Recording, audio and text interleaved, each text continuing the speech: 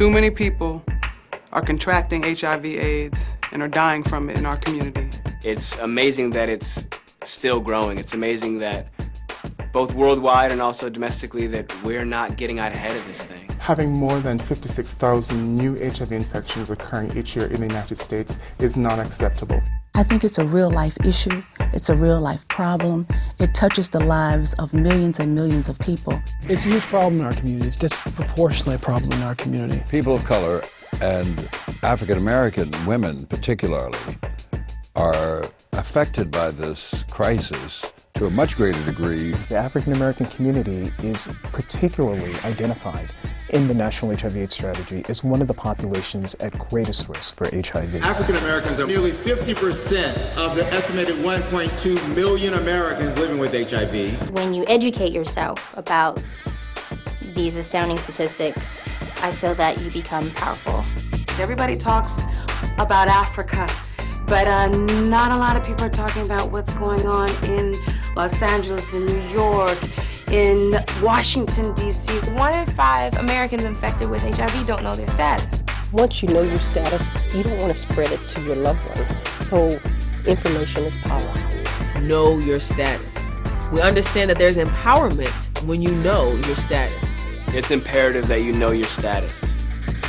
Like anything else, if you don't know, find out. There's no excuse anymore.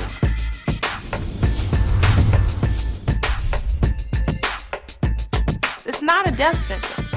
You know, you can stay healthy. You can live your life. I've been living with HIV for 28 years.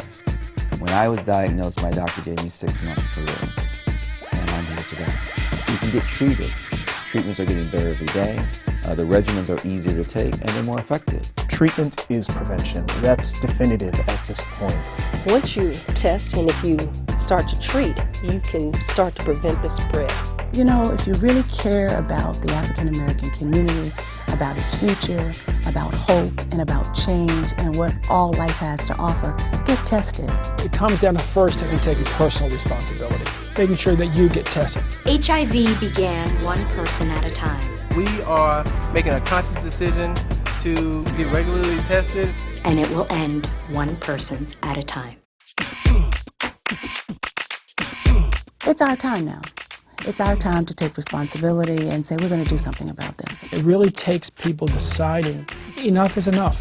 There's been a pendulum shift in our community, and now it's a requirement for us to take action. It's possible for us to actually change the course of AIDS in the black community.